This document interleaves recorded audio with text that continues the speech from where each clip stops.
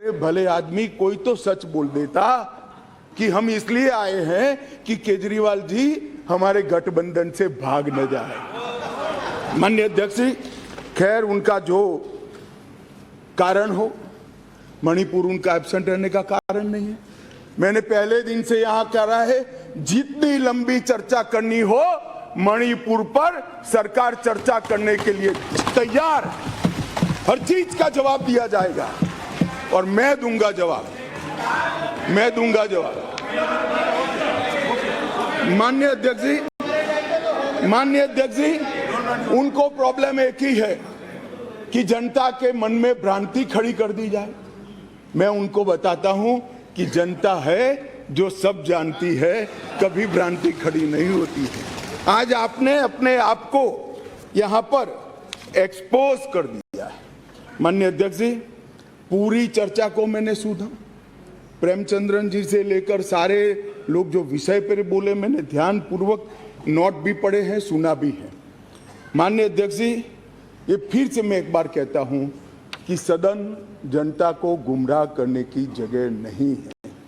सारे लोग राज्य के अधिकार कह रहे हैं। कौन से राज्य के?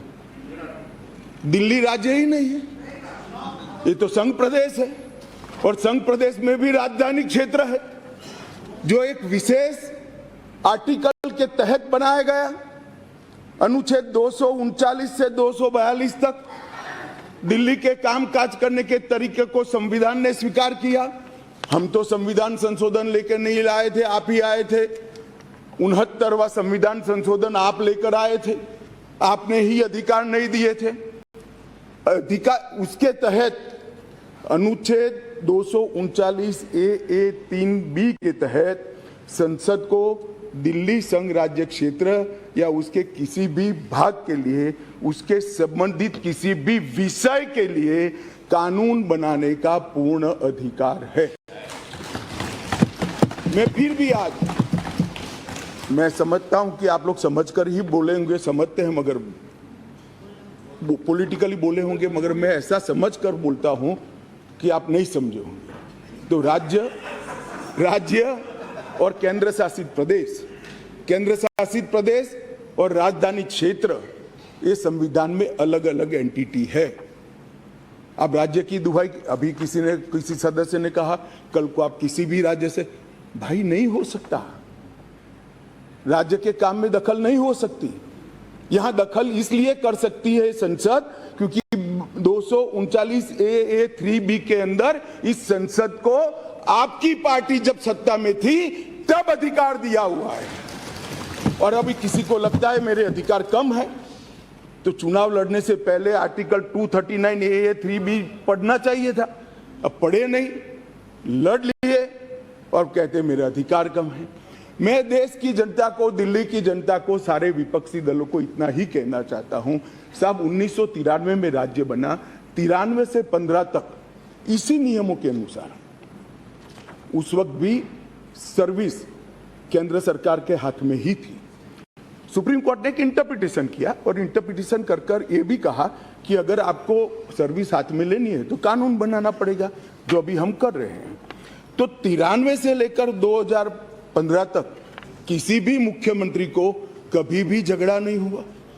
आप भी आए, हम भी आए, ऊपर हम भी थे, आप भी थे, क्योंकि झगड़ा इसलिए नहीं हुआ कि जो भी आए, मैं तो आपके वखान कर रहा हूं अधीर रंजन जी, समझिए, चाहे कांग्रेस हो या बीजेपी, जो भी आए उनका मकसद दिल्ली की जनता की सेवा करना था। अगर सेवा करनी है तो झगड़ा करने की जरूरत नहीं, मगर अधिकार चाहिए तो झगड़ा करने, और झगड़ा करने का स्वभाव ही हो तो क्या कर सकते हैं। हम तो रिसीविंग एंड पर है, भाई झगड़ लो, अब क्या कर सकते हो। आप दिल्ली की जनता ने आपको चुना है, आप झगड़ा करना चाहते हो। और रूल्स बनाने के पावर के बारे में किसी सदस्य ने कहा, मैं इतना ही कहना चाहता हूं कि रूल्स बनाने के अधिकार, जो एक्ट बनाने का जिसके पास अधिकार है उसी के पास रूल्स बनाने के अधिकार रहते हैं। एक्ट बनाने का अधिकार भारत सरकार को है तो एक्ट के रूल बनाने का अधिकार, ये बेसिक समझ का विषय है। कैबिनेट नोट का सवाल किया, इसमें भी आप इसको गलत भ्रांति खड़ी कर रहे हो। आप ध्यान से पढ़ लीजिएगा, कैबिनेट नोट आज भी कोई भी राज्य हो, आप लोग की कई राज्य में सरकार है, वहां कैबिनेट नोट कैबिनेट सचिव की साइन से ही कैबिनेट में जाती है। फाइल पर मंत्री की अप्रूवल होती है। यहां पर क्या होता था, जब घपले घोटाले वाली कैबिनेट नोट हो, सचिव के पास जाती ही नहीं थी, मुख्य सचिव के पास जाती ही नहीं थी।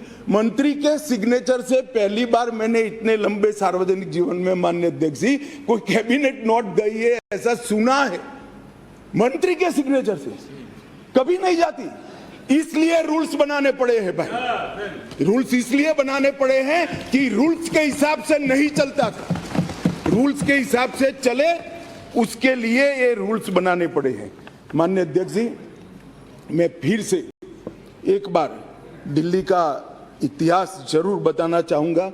माननीय अध्यक्ष जी, 1953 में फजल अली कमीशन का गठन हुआ। उसने अपना प्रतिवेदन 1955 में दिया। उसके पहले पट्टाभी सीतारामैया की कमेटी बनी। उसके बाद 56 में संविधान संशोधन कर यूनियन टेरिटरी की अवधारणा आई। इसके साथ साथ दिल्ली म्युनिसिपल कॉरपोरेशन एक्ट 57 नगर नियम अधिनियम लागू कर दिया गया और 87 में जब सरकार या कमेटी बनी, उसके बाद दिल्ली को राज्य देने का निर्णय किया गया। 249A के तहत इसका विस्तृत वर्णन दिया हुआ है और 69वें संविधान संशोधन के द्वारा इसको लिया गया। मैं एक जो रिपोर्ट है इसका कोट भी पढ़ना चाहता हूँ। पहले मैंने जवाहरलाल नेहरू जी को पढ़ा, आम्बेडकर जी को पढ़ा। श्री रिंकू जी आम्बेडकर जी को कह रहे थे कि आम्बेडकर की भावना के खिलाफ काम कर रहे हो। रिंकू जी, हम तो आम्बेडकर जी की भावनाओं के अनुसार काम कर रहे हैं। आम्बेडकर जी ने कहा था कि केंद्र के तहत रहना चाहिए। और माननीय अध्यक्ष जी, बालकृष्ण रिपोर्ट में साफ शब्दों में कहा, मैं कोट अनकोट कहता हूं, दिल्ली की कार्यप्रणाली और सेवा प्रणाली, कार्यप्रणाली और सेवा प्रणाली केंद्र सरकार के अधीन होनी चाहिए। संविधान में संशोधन के दौरान तत्कालीन गृह मंत्री ने भी अपने वक्तव्य में ये बात को, रिपोर्ट को कोट किया और उन्होंने कहा कि बालकृष्ण समिति ने पूरे विश्व की राजधानियों की कार्यप्रणाली और सेवा प्रणालियों का अध्ययन करके प्रस्तुत किया है, जिसका हम पालन कर रहे हैं।